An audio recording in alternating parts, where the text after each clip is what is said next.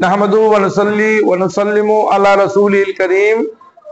উপস্থিত সম্মানিত দর্শক শ্রোতা, দূর কিংবা কাছে, দেশ কিংবা বিদেশ থেকে আমাকে যারা দেখছেন, আসসালামু আলাইকুম ওয়া রাহমাতুল্লাহি ওয়া বারাকাতুহু।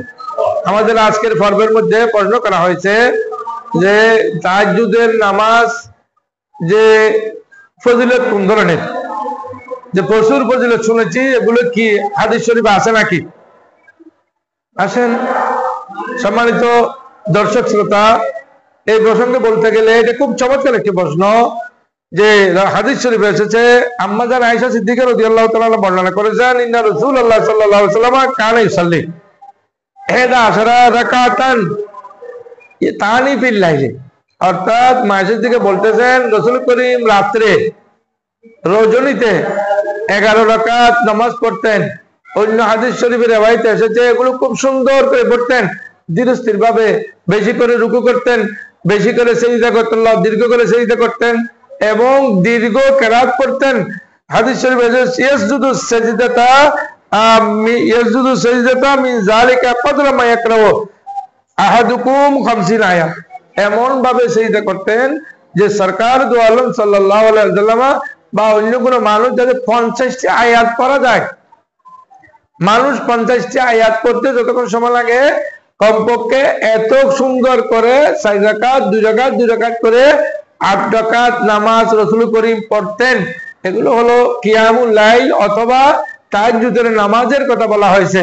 কিন্তু এখানে বন্ধুরা মিলে আরেকটি হাদিস দিয়ে এখানে বলতেছেন এটা তারাবির নামাজের কথা বলা হয়েছে। এইটা বলে এখন আমাদের সমাজে চালিয়ে দিচ্ছে তারাবি 8 রাকাত পড়লে হবে। নয়, এটা ভুল। তারাবি 8 রাকাত নয়, বরং এখানে 8 রাকাত ফি রমজান ও ফি গায়রি রিওয়ায়াতের মধ্যে ভাবে আছে। রমজান মাস এবং রমজান মাস ছাড়াও রাসূল করিম 11 রাকাত নামাজ পড়তেন সুন্দর করে।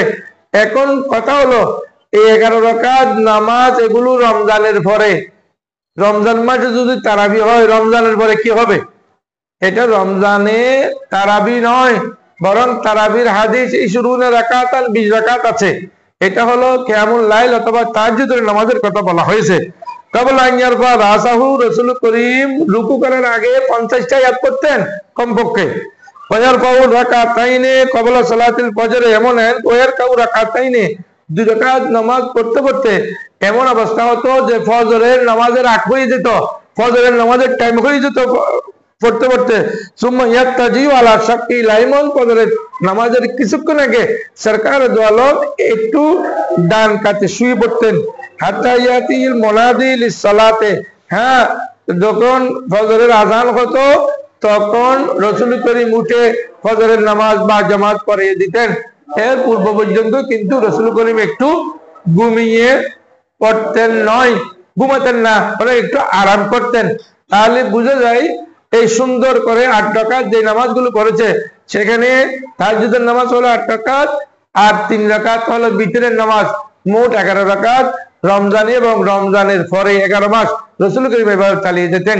আল্লাহ আমাদেরকে তাহাজ্জুদের নামাজকে সুন্দর করে সুষ্ঠুভাবে প্রত্যহ আদায় করার তৌফিক দান করুন, আমিন। ওয়া আখিরু দাওয়ানা আলহামদুলিল্লাহি রাব্বিল আলামিন।